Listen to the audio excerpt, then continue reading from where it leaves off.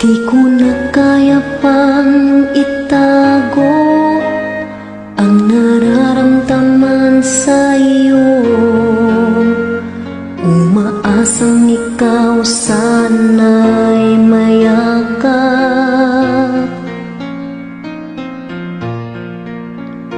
Di ko na kaya pang inihim, nasasaktan lang ako sa aking pag-iisa.